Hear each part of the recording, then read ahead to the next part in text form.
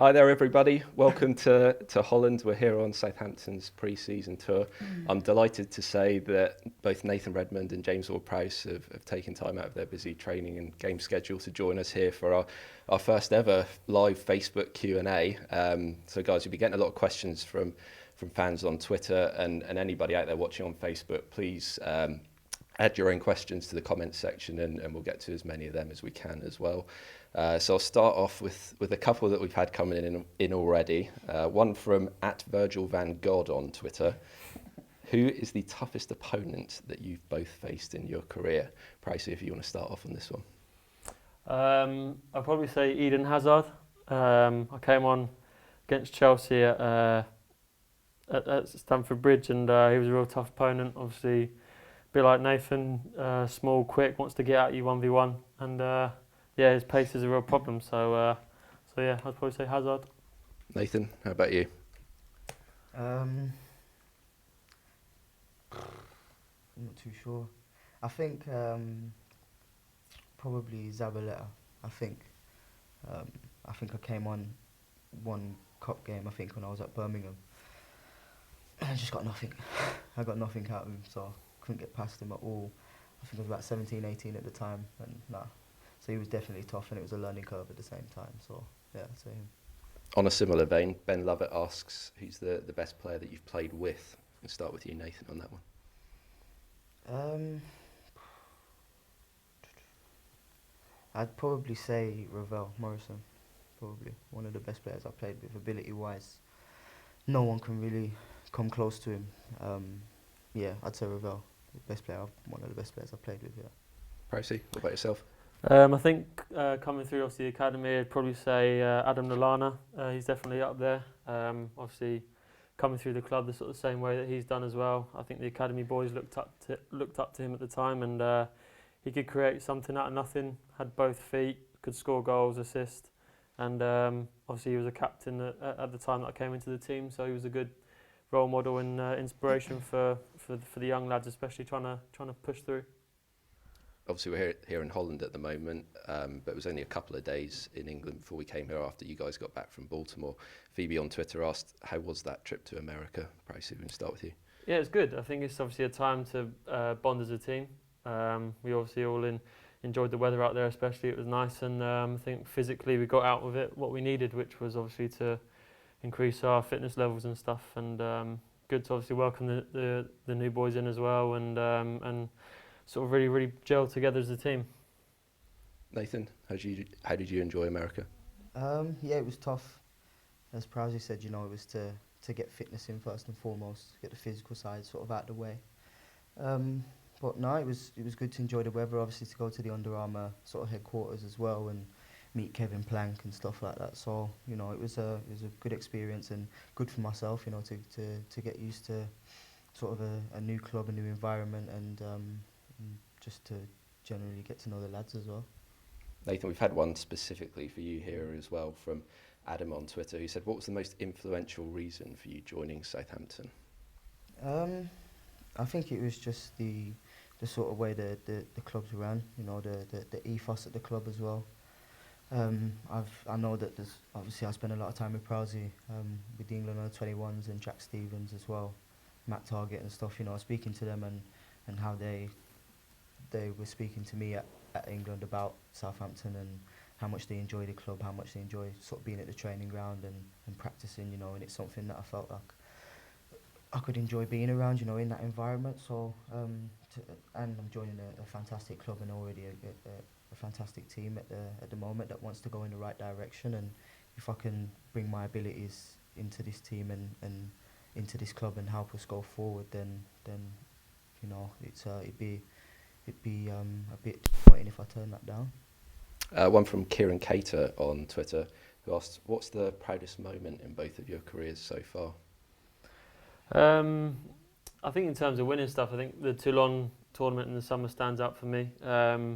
Obviously making my debut for the club was obviously a massive one at a young age. Sort of starting off in the Premier League was obviously a big thing for me, but I'd have to say the Toulon tournament, I think it's not, it's rare these days that an England team wins a tournament and a trophy. So to go away and not only win the tournament but play well and win it with a great group of lads and staff. I think that was something that I sort of think about every day and sort of think, that was a real good achievement. So, Nathan, you? Yeah, I'd say the same. That's definitely up there, and I think getting promoted with Norwich through the playoffs, scoring in the semi-final and in the final as well. Not many players get a chance to play at Wembley, and not many evidently score either. So to sort of do both, just at the age of 21, it's something that I remember for the rest of my life, and the same as Prowsey, being away with England and being in so many age groups from under 16s right through to 21s. It's been rare chances where we've had the chance to win something. So when we looked at the group of players that we had away with England, we knew we had a real good chance to go and win it, and so yeah, both of those are definitely up there. One from Elise, who asked, who was the most influential person in your life growing up? Nathan, do you want to start off on that one? Yeah, it have to be my mum. Just from obviously single mother and stuff, taking me to training from the age of 6, 7, taking me to away games when I was at Birmingham at the academy, home and away, coming to every single game. She's been to every single game since, and she'll come to every single home game now. She's my biggest critic, but at the same time my biggest fan. So she's got me through a lot, whether it be ups or downs, and keeps me grounded at the same time. So I'd say definitely her. Pricey, how about yourself? I can't really sort of pin one, to be fair. I think my whole family have been incredibly supportive. I think for us young lads, it's a difficult process to go through. And Hugo, I'm in the middle of a serious question here.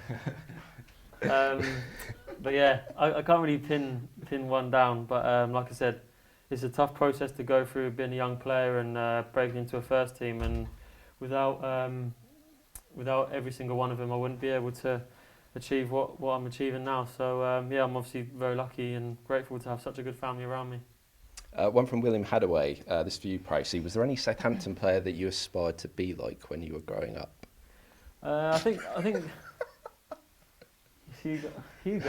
We've got Southampton's player liaison officer, Hugo Schechter, trying to put off the guys. Where is Hugo? Oh, there he is. Can you zoom in on that for me, please? Just to shut him up.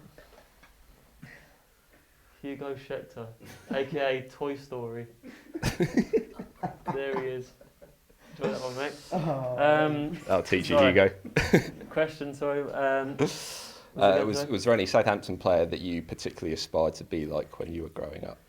I think growing up, obviously, I remember watching like the Europa League games and times that we were in the Premier League, and you saw like the likes of Anders Svensson and all those sorts of players were inspirations for me. But I think Ricky Lambert was a big one. I think the rapport he had with the fans and just the way he played, and he was the nicest bloke off the pitch as well. So to be like someone like him, especially with his free kick ability as well, someone that I tried to replicate, and he helped me a lot on. So yeah, I'd probably say Ricky. Nathan, kind of on a similar vein, I guess, who was your idol growing up? Or was there anyone in particular that you looked up to? No, I spent a lot of time watching, obviously, attacking players. From when I was younger, defending never really interested me until I sort of realised I had a chance to play in the senior game, and by then it was learning how to defend. But I think basing on attacking, I'd grow up watching Thierry Henry just all the time. Before that, it was just as I started to play football, it was more about Ian Wright, just their goal scoring ability, and then after Thierry Henry it'd be Cristiano Ronaldo. So just all of those three. But I think the main focus while I was coming through was Thierry Henry, and just used to watch how he used to glide past players with the ball, and how he came across in interviews, so cool and so calm and collective, and he was the same sort of on the pitch as well, how he scored goals and how he just took control over games. This one's from Harry on Twitter. He said, do you believe your connection from the England under-21 squad will help you in the coming season? Because obviously you guys know each other very well from there. You've already referenced the Toulon tournament. Nathan, from your point of view, how do you think that will help? Yeah, it helps a lot. I don't really have to say too much to him when I'm here now. I think the difference between here and the England setup is now we're at the same club, whereas before it was Prowsey. I'd always have to say to Prowsey when he gets the ball, just have a look up and I'll make certain runs and sometimes I'll come short and stuff, and I'll he'll find him. always try and find me. So whereas now I don't really have to say too much. You know, in training it's sort of coming together a little bit. He knows where I'm going to be, and yeah, I think the relationship will be key. You know, if we end up playing together and we're on the pitch at the same time, then it'll be good. Yeah, Pricey, do you feel that connection you guys have been able to develop already through England will be really valuable to you this season?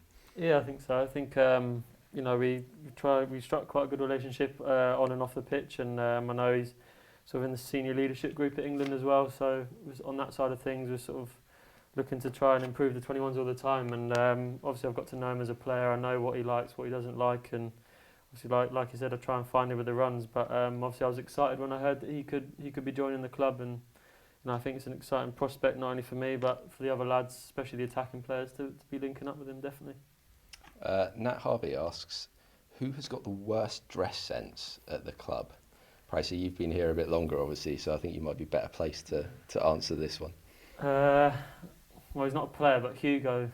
Hugo's dress sense needs addressing. The chinos every day, not really good. And the Timberlands, he's got some terrible Timberland something or other going on. To be honest, So- I've been here 3.5 weeks. Same and pair of chinos. I've noticed that as well. Every day. Every day. Same colour and everything, aren't they? Yeah, It's just a yeah, different colour mustardy shirt. colour. Mustard with a pink shirt and brown, black Timberlands. It doesn't go. So yeah, we'll go Hugo. It doesn't go. Craig Moore asks, who's the best dancer on a night out? Now, I know obviously you guys aren't allowed too many nights out or anything, but who would you say? Pricey, you've also got an opinion. Well, I've not actually been on a night out with him yet, but I'd probably have to say this man here. Shared a room with him last week in America, and yeah, pretty impressive. Got some moves, Nathan? I'm. Come on. I don't know, man. I'm not.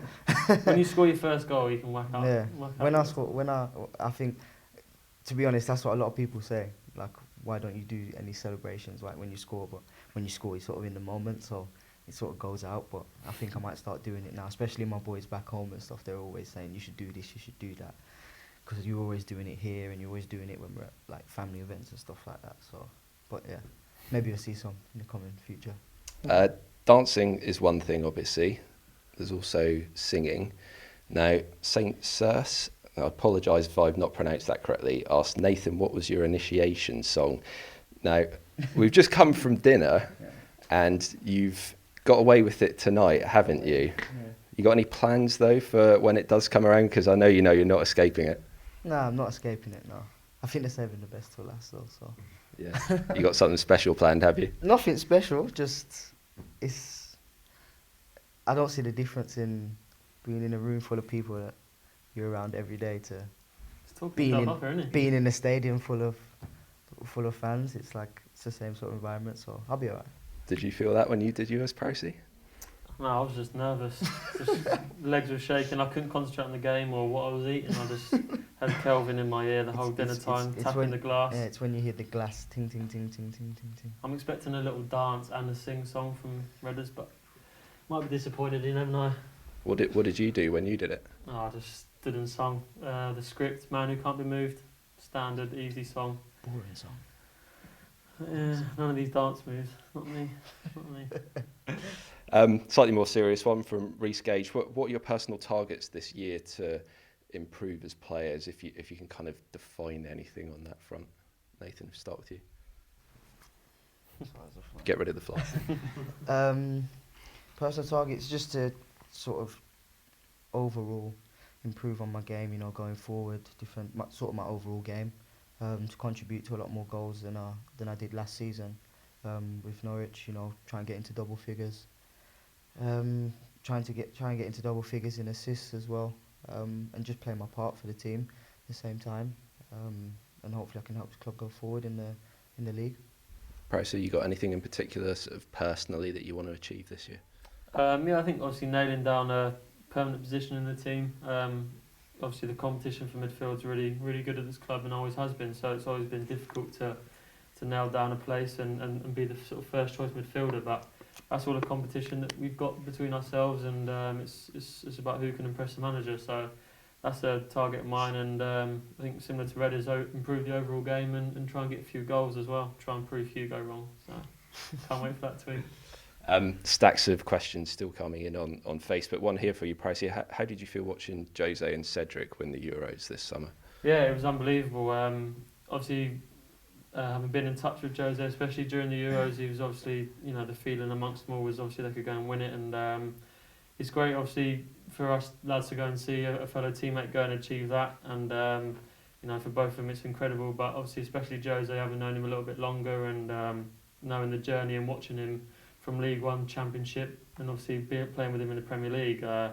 I think I speak for all the fans and players. We're incredibly proud and can't wait to see him hopefully with his winners' medal next week. So, yeah, it'd be good to obviously hear the stories about the celebrations and seeing what he can offer to the team, having had that experience. Quite a few people asking, what have you guys made of the new management? Obviously, we've had the change. Ward-Prowse come in this summer with his staff, and you guys have been working extremely hard, like double sessions here in Holland most days this week. So you've kind of had a couple of weeks to really get to know him. What have you made so far of Claude's methods and the coaching staff's methods? Nathan, start with you. Just the overall encouragement to play and go and get on the ball and not to be scared, even in sort of tight areas where it's on to sort of play and get everyone else involved in the play as well. I think no one here at the moment has been scared to get on the ball, and everyone's showing confidence on the ball, and I think that's what he wants. And I think if you have a whole team thriving off that, and everyone wants to get on the ball from 1 to 11 and down to the subs as well that come on, I think that's sort of a perfect foundation to have going forward. Pricey. Yeah, I think it's a real sort of fresh, exciting feeling about the place. I think going into training and during training as well, the lads are chipping in and trying to, talk about the system and the way we want to play. And I think there's just a real sort of freshness about the place, and everybody's really enjoying the sort of sessions that we're doing here now. And you can tell day by day the team's growing stronger, and the roles and responsibilities everyone's understanding a bit more. So it's been good. A lot of people seem to want to know who's the fastest player at the club, and I imagine there's probably a pretty good candidate in here, isn't there, Pricey? Is Nathan top, or Nathan, is Pricey the fastest? No, wait. Who was the fastest in the thing on the sheet the other day? I don't know. That doesn't count though. You weren't there. You were only a couple of places above me. Yeah, still faster, Yeah, only like point what of a second. But it's different to doing the test there. Yeah. And then running out there. Because you put a ball out there, I'll get there before you. Yeah, no, I'll take that. It's fine. 100%. I'll just smash you and take it. I think there's a few candidates up there. I haven't really pushed the ball past anyone in training yet, so it's all been small-sided games and running without a ball. So, but I don't know. You'd know more than me. Kuko's quite quick though. Yeah, I'd probably say Kuko. Yeah. Long. Oh no, yeah, Longy actually. Yeah, every time I've seen him play on TV, no stopping him. Pricey, I think I'll ask this one to you first of all. Lewis Wakeford on Facebook. What do you think of Fraser's new hair? I think it's good. I think it suits him. I think it's quite cool. I think he was obviously, I was talking to him in the summer and he was debating whether to do it or not, and I thought it looked really good. FaceTimed me one night and I'm having it, yeah. Yeah, Nathan, impressed? Hold on. I think it's quite funny, man. I don't know why.